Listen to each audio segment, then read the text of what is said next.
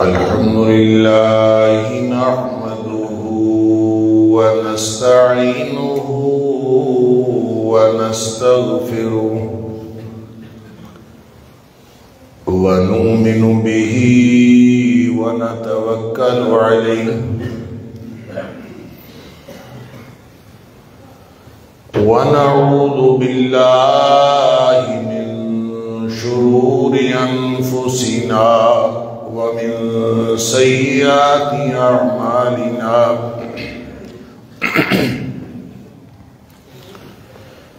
من يهده الله فلا مضل له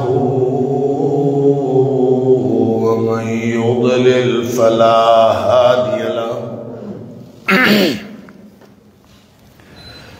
وأشهد أن لا إله إلا الله وحده لا شريك له وأشهد أن محمدًا عبده ورسوله صلى الله عليه وسلم أرسله بالحق بشيرًا ونذيرًا بين يدي الساعة فمن يطع الله ورسوله فقد رشد واهتدى ومن يعص الله ورسوله فقد ضل وغوى فإنه لا يضر إلا نفسه ولا يضر الله شيئا نسأل الله ربنا أن يجعلنا ممن يطيعه ويطيع رسوله ويتبع رضوانه ويجتنب سخطه فإنما نحن به وله أما بعد فإن خير الحديث كتاب الله وخير الهدي هدي محمد صلى الله عليه وآله وسلم وشر الأمور محدثاتها وكل محدثة بدعة وكل بدعة ضلالة وكل ضلالة في النار فأعوذ بالله السميع العليم من الشيطان الرجيم من همزه ونفخه ونفثه بسم الله الرحمن الرحيم ولو أن أهل القرى آمنوا واتقوا لفتحنا عليهم بركات من السماء والأرض ولكن كذبوا فأخذناهم بما كانوا يكسبون أفأمن أهل القرى أن يأتيهم بأسنا بياتا وهم نائمون أفأمن أهل القرى أن يأتيهم بأسنا ضحى وهم يلعبون أفأمنوا مكر الله فلا يأمن مكر الله إلا القوم الخاسرون اگر یہ بستیوں کے لوگ واقعتاً ایماندار ہوتے اور تقوی والی زندگی گزار رہے ہوتے تو ہم ان کے اوپر زمین و آسمان سے خیر و برکت کے دروازے کھول دیتے. لیکن یہ لوگ جھوٹے نکلے، انہوں نے جھٹلایا. پھر ہم نے پکڑ دیا ان لوگوں کو ان کے کرتوتوں کے سبب. کیا پھر یہ بستیوں کے لوگ اس بات سے بے خوف ہو گئے ہیں کہ ان کے اوپر اللہ کا عذاب رات کے وقت آئے جب یہ سوئے ہوئے ہوں؟ اور کیا یہ اس بات سے بھی بے خوف ہو گئے ہیں کہ ان کے اوپر اللہ کا عذاب دن کے وقت آئے جب یہ اپنے اپنے مشاغل میں مشغول ہوں؟ کیا یہ اللہ کی منصوبہ بندی سے بے فکر ہو گئے ہیں؟ اور اللہ کی منصوبہ بندی سے کوئی بے فکر نہیں ہوتا سوائے اس قوم کے جو خسارہ پانے والی قوم. صدق اللہ العظیم.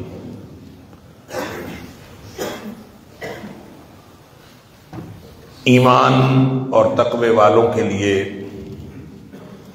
اللہ کا جو وعدہ ہے کہ زمین و آسمان سے خیر و برکت نازل ہوگی، زمین بھی خزانے اگلے گی اور آسمان سے بھی رحمتیں نازل ہوں گی، وہ اس وقت پورا نہیں ہوتا جب مسلمان اپنے ہی کیے ہوئے دعوے پر اور اللہ اور اس کے رسول صلی اللہ علیہ وسلم کے کیے ہوئے وعدے پر خود ہی جھوٹے ثابت ہو جائیں، اس کو جھٹلا دیں، تو وہ پھر وعدہ پورا نہیں ہوتا، بلکہ اس کے نتیجے میں اللہ کی پکڑ آ جاتی. فَأَخَذْنَاهُمْ بِمَا كَانُوا يَكْسِبُونَ. اللہ فرماتا ہے کہ ان کے کرتوتوں کے سبب ہم نے ان کو پکڑ لیا. اللہ اکبر. ہمارے حالات تعمیر کی بجائے تخریب کا شکار ہیں، ہمارے حالات اصلاح کی بجائے بگاڑ کا شکار ہیں. ہم چیزوں کو سیدھا کرنا چاہتے ہیں، چیزیں الٹی ہوتی چلی جا رہی ہیں. انفرادی طور پر بھی اور اجتماعی طور پر بھی مغلوبیت کا شکار ہے. اس مغلوبیت کے عالم میں جب کوئی چیز ہمارے ہاتھ میں نہیں محسوس ہوتی، معاشرہ وہ بگاڑ کا شکار ہے، سیاست ہماری بگاڑ کا شکار ہے، معیشت ہمارے ہاتھوں سے نکل چکی ہے، ہر چیز بگاڑ ہی بگاڑ ہے، تو اس کا صاف مطلب ہے کہ ہم اللہ کی پکڑ میں آ چکے. اور اللہ کی پکڑ میں آ جانا یہ دراصل اس لیے ہے کہ تاکہ لوگ اللہ کی طرف رجوع کریں، اللہ کی طرف واپس آ جائیں.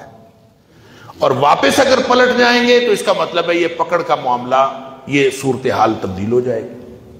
اور اگر واپس نہیں پلٹیں گے تو پھر یہ حالات خراب سے خراب تر ہوتے چلے جائیں گے.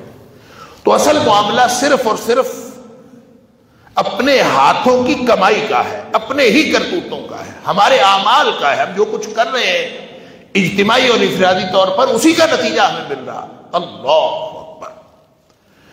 جیسے اللہ کریم نے یہ فرمایا کہ ظہر الفساد فی البر والبحر بما کسبت ایدی الناس، کہ صرف اور صرف ان کے معاملات خراب نہیں ہوئے، پوری کائنات کا نظام بگڑا ہے. اور موسموں کا تغیر و تبدل وہ بھی بگاڑ کا شکار ہے. تری میں، خشکی میں، ہر جگہ ظہر الفساد فی البر والبحر، تری میں بھی اور خشکی میں بھی ہر طرح کا بگاڑ پیدا ہو. بما کسبت ایدی الناس، یہ کس وجہ سے ہے؟ یہ بھی لوگوں کے کرتوتوں کی وجہ سے. اللہ اکبر. شکر کرنے والی بات یہ ہے لِيُذِيقَهُمْ بَعْدَ الَّذِي عَمِلُوا لَعَلَّهُمْ يَرْجِعُونَ. شکر کرنے والی بات یہ ہے کہ یہ اللہ کا عذاب نہیں ہے کہ جس کے نتیجے میں ہم سارے ملیا میٹ کر دیے جائیں. یہ شکر کرنے والی بات ہے. اللہ فرماتا ہے یہ ان کے بعض اعمال کا تھوڑا سا بدلہ چکھانے کے لیے یہ سب کچھ ہوا. لعلہم یرجعون، تاکہ یہ واپس آ جائیں۔ تو اگر تو واپسی کی فکر ہے، اللہ کے عذابوں کا ڈر ہے، اور چلتے پھرتے اپنے مشاغل میں مشغول ہوتے ہوئے اللہ کا ڈر رہتا ہے کہیں اللہ کا عذاب نہ آ جائے، سوتے وقت بھی اللہ کے عذاب کا ڈر رہتا ہے کہ کہیں ہم سوئیں اور اوپر سے اللہ کا عذاب نہ آ جائے، اور ہر وقت اللہ کے عذاب کا خوف رہتا ہے، تو پھر انشاءاللہ خسارہ پانے والی قوم نہیں ہے، پھر انشاءاللہ امید کی بات۔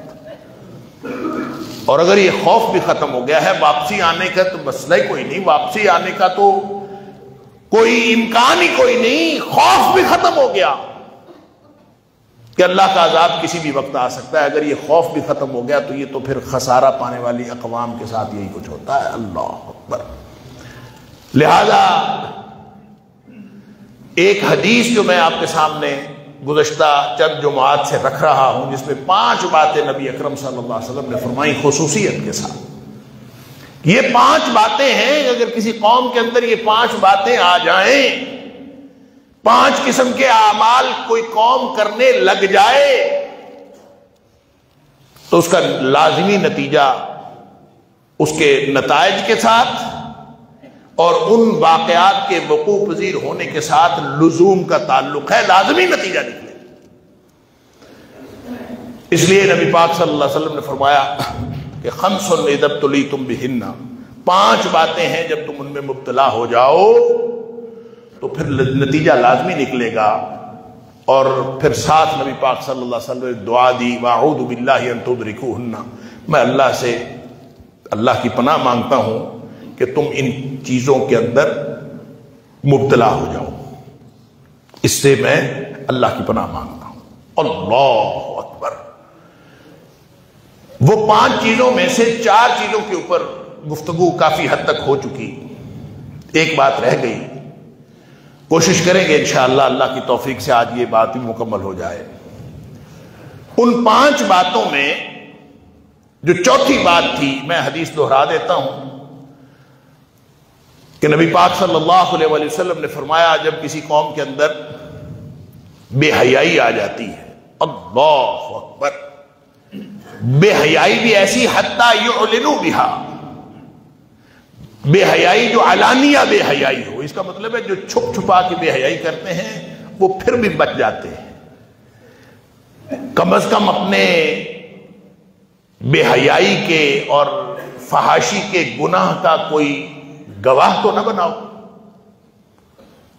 اور ویسے تو جس دھرتی پر آپ اللہ کی نافرمانی کر رہے ہیں، اللہ اکبر، جس دھرتی پر اللہ کی نافرمانی ہو رہی ہے، کوئی بھی گناہ ہو رہا ہے، وہ زمین بھی گواہ ہے، قیامت والے دن وہ بھی گواہی دے گی۔ اور جن ہاتھوں اور ٹانگوں سے اور جس جسم کے حصے سے وہ گناہ سر انجام آپ دے رہے ہیں، وہ جسم بھی آپ کے خلاف گواہی دے گا قیامت والے دن۔ اللہ اکبر۔ قیامت والے دن اللہ تعالیٰ نے منہ سیل کر دینے۔ لگتا یہ ہے کہ لوگ جو ہیں وہ جن کو دنیا میں جھوٹ بولنے کی عادت پڑی ہوگی اور بہانے بنانے کی عادت پڑی ہوگی، وہ اللہ کے سامنے بھی بہانے بنائیں، وہ جھوٹ بولے، پھر اللہ تعالیٰ ان کے منہ سیل کر دے گا۔ الیوم نختم علی افواہہم وتکلمنا ایدیہم وتشہد ارجلہم بما کانوا یکسبون، اور پھر ان کے ہاتھ گواہی دیں گے اور ان کے پاؤں گواہی دیں گے کہ یہ کیا کرتے پھرتے تھے، ان کے کرتوت کیا تھے۔ اللہ اکبر۔ اور قرآن کہتا ہے یوم تبلی السرائر، یہ جو جن چیزوں کو ہم راز بنا کے یہاں پہ چھپائے پھرتے ہیں نا، وہ قیامت والے دن سارے راز باہر آ جائیں گے۔ اللہ تعالی ہم سب کو دنیا آخرت کی ہر طرح کی رسوائی سے محفوظ فرمائے۔ تو بے حیائی ہے، اس کے گواہ تو ہر جگہ ہے، لیکن خاص طور پہ جب آپ اعلانیہ کرنے لگے تو الا فشا فیہ الطاعون، کہ اس قوم کے اندر پھر طاعون جیسی بیماریاں پھیل جاتی ہیں، والاوجاع التي، اور ایسی بیماریاں، طاعون بھی اور دیگر ایسی بیماریاں کہ لم تکن مدد فی اسلافہم الذین مضوا، ان کے آباء و اجداد میں کہیں ان بیماریوں کا نام بھی کبھی کسی نے نہیں سنا تھا، وہ ان کے اندر آ جاتے۔ پھر اگر دوسری بات نبی پاک صلی اللہ علیہ وسلم نے فرمائی کہ اگر لوگ جو ہیں ناپ اور تول میں کمی کرنا شروع کر دے تو ان کو 3 قسم کا نتیجہ بھگتنا پڑتا ہے۔ الا اخذوا بالسنین، قحط سالی آ جاتی ہے، وشدت المعونہ، مہنگائی، بے روزگاری، اللہ اکبر، روزی کمانا ہر شخص کے لیے مشکل ہو جائے گا، اور وجور السلطان علیہم، اور تیسری چیز ان کے اوپر جو حکمرانوں کا ظلم ہے وہ بھی بہت بڑھ جائے گا۔ یہ 3 قسم کے نتیجے نکلتے ہیں ناپ اور تول میں کمی کرنے سے۔ تیسری بات نبی پاک صلی اللہ علیہ وسلم فرمائی، جو قوم زکوٰۃ دینا چھوڑ جاتی ہے، اپنے مالوں کی زکوٰۃ، لم یمنعوا زکوٰۃ اموالہم، لوگ اپنی مالوں کی زکوٰۃ دینا چھوڑ جاتے ہیں تو ان کے اوپر جو ڈائریکٹ اثر ہوتا ہے، الا منع القطر من السماء، آسمان سے بارش کرنا اللہ بند کر دیتا ہے، بارشیں بند ہو جاتی۔ اور پھر جو کبھی کبھار ہو جاتی ہے بارش، یہ جو زکوٰۃ نہیں دیتے وہ یہ نہ سمجھیں کہ اب اللہ نے معاف کر دیا ہے اس لیے بارشیں ہونا شروع ہو گئی ہیں، یا اللہ تعالیٰ کی نگاہ سے نعوذ باللہ اوجھل ہو گئی ہے یہ بات، یا یہ جو کرتوت تھے یا بھلا دیے گئے ہیں، ایسا نہیں۔ نبی کریم صلی اللہ علیہ وسلم وَلَوْلَا الْبَهَائِمُ، اگر لم یمطروا، اگر مویشی، چوپائے، یہ 4 پائے جاندار نہ ہوتے تو ان کے اوپر بارش کبھی ہوتی ہی نہ، ساری زندگی کبھی بارش نہ ہوتی۔ یہ تو ان چوپایوں کی وجہ سے بارش ہوتی ہے، جانداروں کی، جانوروں کی وجہ سے، ان کا کیا قصور ہے؟ ان کی وجہ سے بارش ہوتی ہے جو کبھی ہو جاتی ہے، تو وگرنہ تو کبھی نہ ہوتی۔ چوتھی بات نبی پاک صلی اللہ علیہ وسلم نے فرمائی کہ جب یہ اللہ اور اس کے رسول صلی اللہ علیہ وسلم کا عہد توڑ ڈالتے ہیں، لم ينقضوا عہد اللہ وعہد رسولہ، اللہ اور اس کے رسول صلی اللہ علیہ وسلم کا عہد توڑ ڈالتے ہیں۔ اس کے اوپر میں نے گفتگو کرنے کی کوشش کی تھی اللہ کی توفیق سے، کہ ہر وہ بات جس کا ماننا ضروری ہے، جب اس کو آپ نہیں مانیں گے تو وہ اللہ اور اس کے رسول صلی اللہ علیہ وسلم کے عہد توڑنے کے مترادف ہے، اور اس کی لمبی تفصیلات۔ اللہ کا وہ وعدہ الست بربکم والا، وہ توڑنا بھی عہد کو توڑنا ہے۔ نبی اکرم صلی اللہ علیہ وسلم کے ساتھ امتی ہونے کے باوجود ہم نے وعدہ اللہ سے کیا، اللہ ہم تیری بات مانیں گے، یہ تیری دھرتی ہے، تیرا قانون چلے گا، نبی کریم صلی اللہ علیہ وسلم کا قانون چلے گا، اور جب ہم اس کی بات نہیں مانتے تو یہ عہد توڑنے کی مترادف بات۔ ہم اللہ اور اس کے رسول صلی اللہ علیہ وسلم کے ساتھ یہ عہد و پیمان کر کے مسلمان ہوتے ہیں کہ ہماری انفرادی اور اجتماعی طور پر سارے معاملات قرآن، کتاب و سنت کے مطابق ہوں گے۔ جب وہ نہیں ہوتے تو ہم عہد نہیں توڑتے۔ ہم نے سود کا کاروبار کر کے عہد نہیں توڑا، ہم نے حرام خوری کر کے عہد نہیں توڑا، ہم نے پورے ملک کے اندر سودی نظام نافذ کر کے اللہ اور اس کے رسول صلی اللہ علیہ وسلم کا عہد نہیں توڑا۔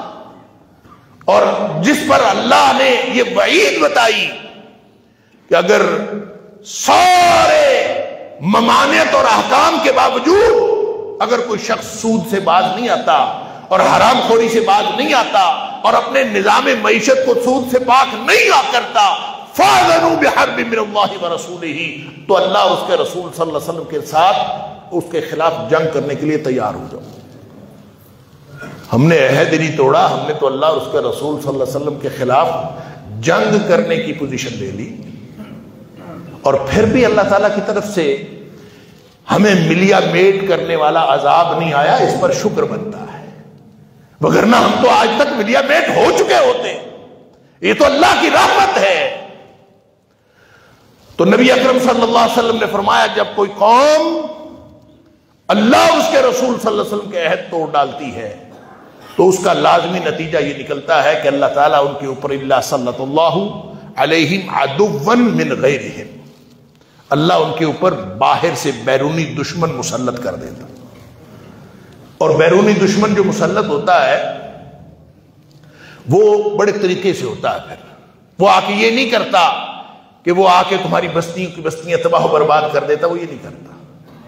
فَأَخَذُوا بَعْدَ مَا فِي أَيْدِيهِمْ، بس وہ دشمن جو ہے اس قوم کے ہاتھوں میں جو کچھ ہوتا ہے آہستہ آہستہ وہ سارا کچھ لے جاتا ہے، سارا کچھ چھین لیتا ہے ان کے ہاتھوں سے.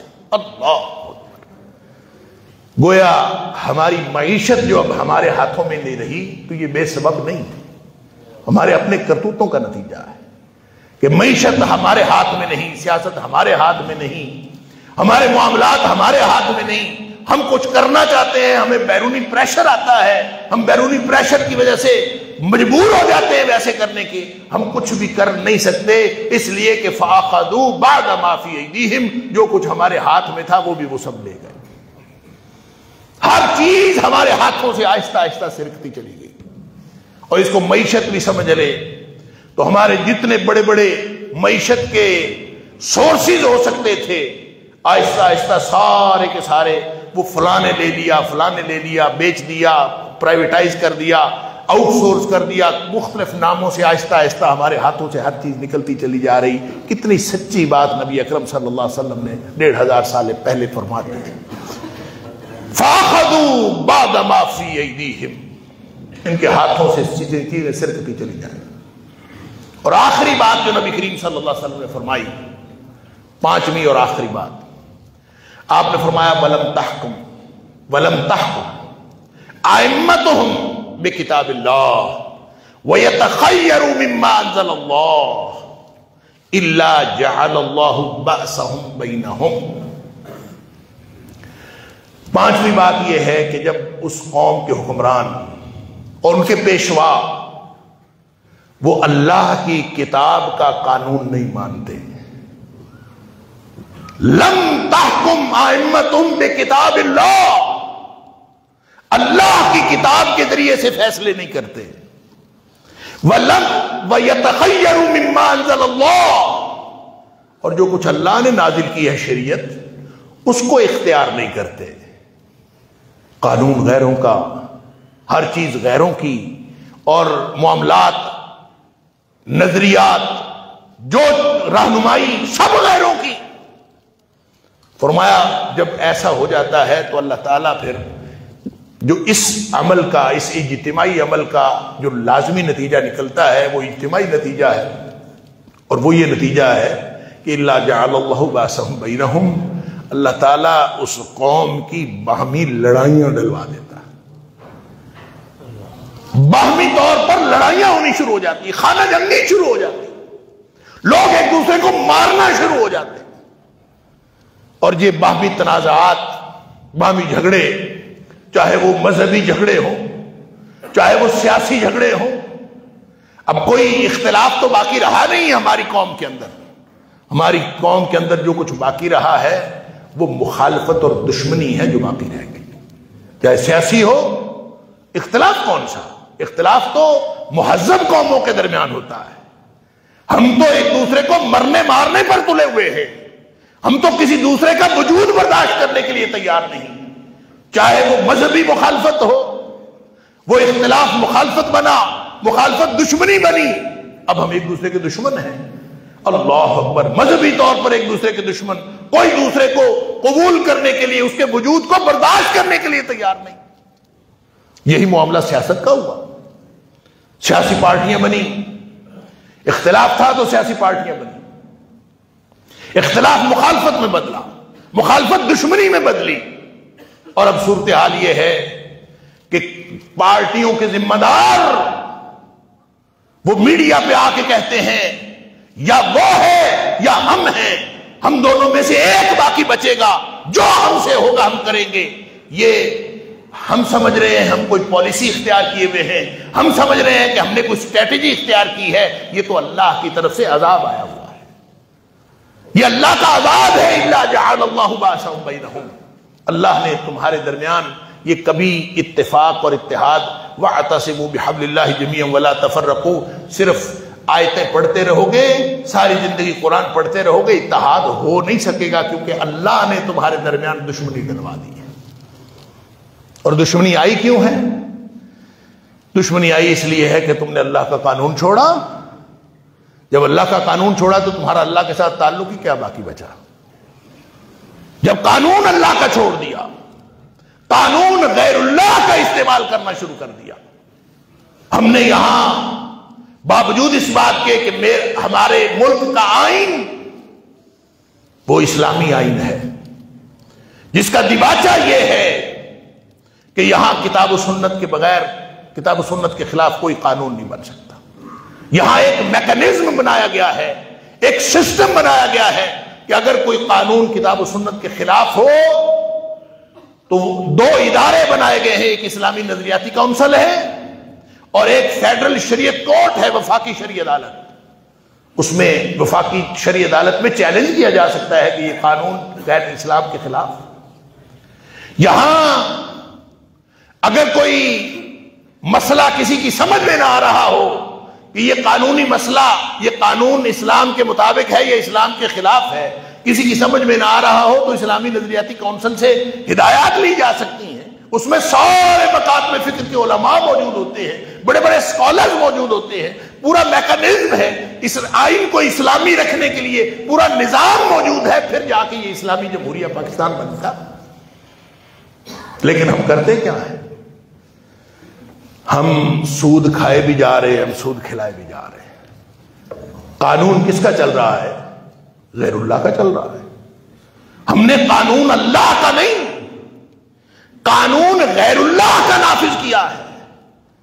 اگر اللہ کا قانون نافذ ہوتا تو پھر ہمارے ساتھ یہ باہمی لڑائیاں نہ ہوتی. اللہ کے رسول صلی اللہ علیہ وسلم نے فرمایا جب غیر اللہ کا قانون، ہم کہتے ہیں ہم مسلمان ہیں، یہ ملک اسلامی تھا لیکن اسلامی اس وقت ہے جب پورے دین کو نافذ کیا جائے اور اللہ کا قانون نافذ کیا جائے، پھر یہ اسلامی. اور اگر ہم قانون غیر اللہ کا لے آتے ہیں تو قرآن نے صاف فیصلہ دیا ہے وَمَن لَّمْ يَحْكُم بِمَا أَنزَلَ اللَّهُ فَأُولَٰئِكَ هُمُ الْكَافِرُونَ وَمَن لَّمْ يَحْكُم بِمَا أَنزَلَ اللَّهُ فَأُولَٰئِكَ هُمُ الظَّالِمُونَ وَمَن لَّمْ يَحْكُم بِمَا أَنزَلَ اللَّهُ فَأُولَٰئِكَ هُمُ الْفَاسِقُونَ. جو اللہ کے نازل کردہ قانون کے مطابق فیصلے نہیں کرتے وہ فاسق ہیں، جو اللہ کے نازل کردہ قانون کے مطابق فیصلے نہیں کرتے وہ ظالم ہیں، جو اللہ کے نازل کردہ قانون کے مطابق فیصلے نہیں کرتے وہ کافر ہیں. اللہ اکبر. نبی اکرم صلی اللہ علیہ وسلم کی ایک حدیث آپ نے سنی ہوئی ہے. حضرت ابو امامہ باہلی رضی اللہ تعالی اس کے راوی ہیں اور صحیح حدیث ہے، مسند احمد کے اندر موجود ہے کہ نبی اکرم صلی اللہ علیہ وسلم نے فرمایا لَتُنْقَدَنَّ عُرَى الْإِسْلَامِ عُرْبَةً عُرْبَةً. اسلام کی کڑیاں ایک ایک کر کے ٹوٹتی چلی جائیں. اسلام، اللہ گویا اسلام ٹوٹتا چلا جائے. اسلام تو مضبوط کڑا ہے، وہ نہیں ٹوٹ سکتا. قرآن کہتا ہے لا اکراہ فی الدین قد تبین الرشد من الغی فمن یکفر بالطاغوت ویؤمن باللہ فقد استمسک بالعروۃ الوثقی لا انفصام لها. جو طاغوت سے کفر کرے اور اللہ کی بندگی کرے اور اللہ کی اوپر ایمان لائے، اس نے تو مضبوط کڑا تھام لیا. لا انفصام لها، جو کبھی ٹوٹ سکتا ہی نہیں. اسلام ایسا کڑا نہیں ہے جو ٹوٹے، اسلام کی کڑیاں نہیں ٹوٹ سکتی. تو پھر نبی پاک صلی اللہ علیہ وسلم نے جو فرمایا لَتُنْقَدَنَّ عُرَى الْإِسْلَامِ عُرْبَةً عُرْبَةً، اسلام کی کڑیاں ایک ایک کر کے ٹوٹتی چلی جائیں گی. تو اس کا کیا مطلب ہے؟ اس کا مطلب یہ نہیں ہے کہ اسلام ٹوٹتا چلا جائے گا. اس کا مطلب ہے کہ اسلام کی کڑیاں لوگوں کے ہاتھوں سے ایک ایک کر کے چھوٹتی چلی جائیں گی. اور اگلے الفاظ جو ہیں اس کی وضاحت کرتے ہیں. فرمایا فَلَمَّا انْتَقَدَتْ عُرْبَةٌ تَشَبَّثَ النَّاسُ بِالَّتِي تَلِيهَا. جب بھی کوئی کڑی ایک ٹوٹے گی تو لوگ اس سے نیچے والی کڑی کو پکڑ لیں گے. کیا مطلب؟ اوپر والی کڑی لوگوں کے ہاتھوں سے چھوٹی، لوگوں نے نیچے والی پکڑ لی، پھر وہ چھوٹی، پھر اس سے نیچے والی پکڑ لی، پھر وہ چھوٹی، پھر اس سے نیچے والی. اس کا مطلب یہ ہے کہ لوگ آہستہ آہستہ دین سے دستبردار ہوتے چلے جائیں. دین سے لوگ دستبردار ہوتے چلے جائیں. کہیں گے ہم بھی مسلمان ہیں، اتنا ہی کر لے تو کافی ہے، ہم بھی مسلمان ہیں، اتنا ہی کر لے تو کافی ہے۔ اتنا کر لینے سے بھی ملک اسلامی رہتا ہے، اتنا کر لینے سے بھی ملک اسلامی رہتا ہے، اتنا بھی کر لے تو ہم مسلمان ہیں، اتنا بھی کر لے تو کرتے کرتے کرتے کرتے ہم نے سارا دین اس سے دستبرداری اختیار کر۔ یہ نبی پاک صلی اللہ علیہ وسلم نے، صادق المصدوق نے یہ بات ارشاد فرمائی۔ فرمایا اولہن نقدا الحکم، جب جو پہلی کڑی، سب سے پہلی کڑی ٹوٹے گی نا، وہ یہ ہے کہ قانون غیر اللہ کا آ جائے گا۔ پہلی کڑی، ٹاپ آف دا لسٹ، جب قانون غیر اللہ کا آ جائے، سمجھ لو اسلام کی پہلی کڑی ٹوٹ گئی، ہمارے ہاتھوں سے چھوٹ گئی، ہم اس سے دستبردار۔ اور جہاں اسلام نہیں رہتا اس کی جگہ تو پھر کفر لیتا ہے۔ من لم يحكم بما انزل الله فاولئك هم الكافرون، جو قانون اللہ کا نہیں مانتے تو پھر وہ کفر کر رہے ہیں، وہ فسق کر رہے ہیں، وہ ظلم کر رہے ہیں۔ اللہ اکبر۔ فرمایا پہلی کڑی جو ٹوٹی، اولہن نقدا الحکم وآخرہن الصلاۃ، ٹوٹتے ٹوٹتے کڑیاں ہاتھ سے چھوٹتے چھوٹتے دستبردار ہوتے ہوتے ہم کہاں پہ آ کے رک گئے؟ آخرہن الصلاۃ، جو 5 وقت نماز پڑھتا ہے نا، یہ آخری درجے کا مسلمان ہے۔ کم از کم اس کے پاس اسلام آخری درجے کا موجود ہے۔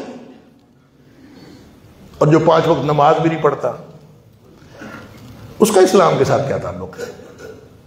وہ کہے میں مسلمان ہوں، اس کا اسلام کے ساتھ کوئی تعلق نہیں ہے۔ نبی پاک صلی اللہ علیہ وسلم نے فرما دیا پہلی کڑی جو ٹوٹے گی تو وہ قانون ہوگا غیر اللہ کا۔ یہی تو نبی پاک صلی اللہ علیہ وسلم اس حدیث میں فرما رہے ہیں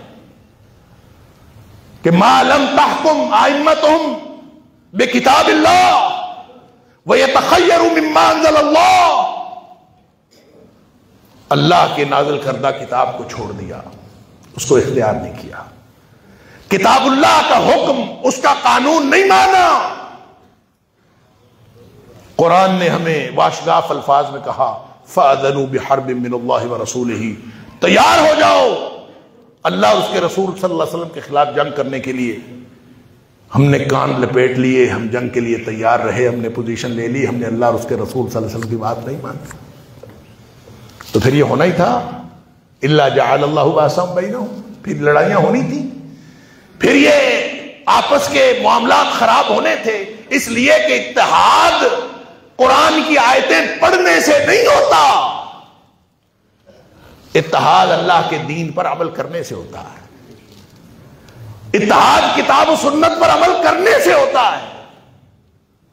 نبی کریم صلی اللہ علیہ وسلم نے جب آپ اس دنیا سے تشریف لے جا رہے تھے، خطبہ حجۃ الوداع، اس میں نبی پاک صلی اللہ علیہ وسلم نے جو مختلف باتیں ارشاد فرمائیں، آپ نے فرمایا، پہلے تو آپ نے پوچھا کیا میں نے پہنچا دیا ہے؟ سب نے کہا پہنچا دیا ہے۔ پھر اللہ کو گواہ بنایا، اللہم اشہد اللہم اشہد اللہم اشہد، اللہ تو گواہ ہو جا، اللہ تو گواہ ہو جا۔ پھر اللہ نے گواہی دی، الیوم اکملت لکم دینکم واتممت علیکم نعمتی ورضیت لکم الاسلام دینا۔ اللہ تعالیٰ نے گواہی دی، سرٹیفکیٹ دے دی۔ نبی پاک صلی اللہ علیہ وسلم نے فرمایا فَلْيُبَلِّغِ الشَّاهِدُ الْغَائِبَ، لوگوں جو موجود ہو نا، یہ والا دین جو میں نے آپ کو پہنچایا ہے، جو موجود ہو یہ ہر اس شخص کو پہنچا دے جو موجود نہیں ہے، اور قیامت تک پہنچاتے رہیں۔ اور پھر نبی پاک صلی اللہ علیہ وسلم نے ایک بات ارشاد فرمائی، لا ترجعوا بعدی کفارا، میرے بعد کافر نہ ہو جانا، لا ترجعوا بعدی کفارا، میرے بعد کفر کی طرف لوٹ نہ جانا۔ کیسے؟ یضرب بعضکم رقاب بعض، کہیں ایسا نہ ہو کہ تم ایک دوسرے کی گردنیں مارتے پھرو، ایک دوسرے کے ساتھ لڑائیاں لڑتے پھرو، ایک دوسرے کو قتل کرتے پھرو، ایک دوسرے کے قتل کے درپے ہوتے پھرو۔ گویا جب تم قتل کے درپے ہو جاؤ گے ایک دوسرے کے ساتھ لڑائیاں لڑو گے، ایک دوسرے کو مرنے مارنے پر تل جاؤ گے، تو تو لا ترجعوا بعدی کفارا، نبی پاک صلی اللہ علیہ وسلم نے فرمایا اس کا مطلب ہے جس قوم کے اندر ایک دوسرے کو مرنے مارنے کا جذبہ آ جاتا ہے اس قوم میں اسلام باقی نہیں رہتا، کفر آ جاتا۔ جو قوم مرنے مارنے پر تل جائے، اس کی آپس کی اختلافات مخالفت بنے، دشمنیاں بنے، اور پھر سب ایک دوسرے کا وجود برداشت کرنا چھوڑ دے، لا ترجعوا بعدی کفارا، میرے بعد کافر نہ بن جانا۔ کیسے کافر؟ یضرب بعضکم رقاب بعض، کہیں تم ایک دوسرے کی گردنیں مارتے پھرو تو یہ کفر ہے۔ اور نبی پاک صلی اللہ علیہ وسلم کی دوسری حدیث جس میں آپ نے فرمایا سباب المسلم فسوق وقتال کفر، مسلمان کو گالی دینا گناہ ہے اور مسلمان کا قتل کرنا، اس کو مارنا، یہ کفر ہے۔ اللہ اکبر۔ لہذا یہ جو کچھ باہمی لڑائیاں ہیں، تنازعات ہیں، اختلافات ہیں، دشمنیاں ہیں، یہ بھی بے سبب نہیں ہے۔ ہم نے اللہ کے قانون کو چھوڑا ہے تو ہمارے حالات یہ بنے، یہ لزوم کا نتیجہ ہے ان کے درمیان۔ اور ان ساری خرابیوں سے اور ان سارے خراب نتائج سے اگر ہم بچنا چاہتے ہیں، اگر ہم چاہتے ہیں کہ بارشیں وقت پہ ہوں، اگر ہم چاہتے ہیں کہ باہمی لڑائیاں ختم ہوں، اگر ہم چاہتے ہیں کہ حکمرانوں کا ظلم ختم ہو، اگر ہم چاہتے ہیں کہ قحط سالی ختم ہو، اگر ہم چاہتے ہیں کہ یہ مہنگائی اور بے روزگاری ختم ہو، اگر ہم چاہتے ہیں کہ لوگوں کے اوپر جتنے مصائب ہیں یہ دور ہو، تو پھر ہم اپنے کرتوت سیدھے کرنے پڑیں۔ سب سے پہلا جو معاملہ سیدھا کرنا پڑے گا، بے حیائی سے بچنا پڑے گا۔ انفرادی اور اجتماعی طور پر عہد کریں اللہ سے، اللہ چھوٹی بے حیائی ہو یا بڑی بے حیائی، اللہ ہم اس سے بچیں گے۔ اللہ سے وعدہ کریں، پھر اللہ سے وعدہ کریں کہ اللہ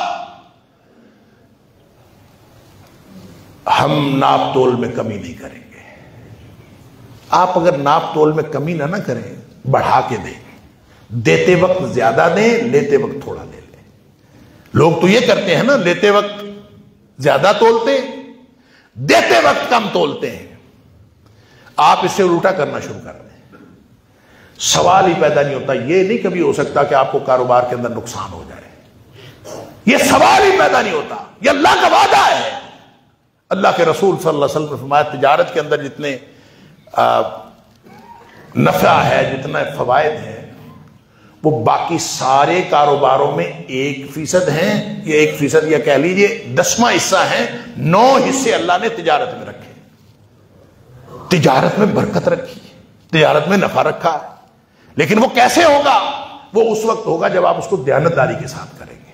التاجر الامین الصدوق، جو ایماندار سچا دیانتداری کے ساتھ کرے گا۔ اور دیانتداری کا تقاضا یہ ہے کہ آپ کوئی بات نہیں، تھوڑی بہت اگر آپ اپنی طرف آتے ہوئے کم لے لیں، کوئی بات نہیں، دیتے ہوئے زیادہ دے دیں، اس سے کوئی فرق نہیں پڑتا۔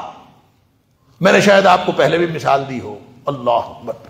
میں نے جب BA کیا تھا 1986 کی بات، تو میں نے ایک کریانے کی دکان بڑھائی تھی گاؤں میں، ایک کریانے کی دکان بڑھائی، 4200 روپے کا کل سودا میں نے اس میں ڈالا تھا، سستے زمانے تھے، تو 4200 سے میری دکان بن گئی تھی۔ اب اندازہ کریں گاؤں میں۔ بہرحال اس میں 3 چیزیں سب سے زیادہ بکتی تھی، ایک گھی تھا، ایک چینی تھی، اور ایک چنے کی دال تھی۔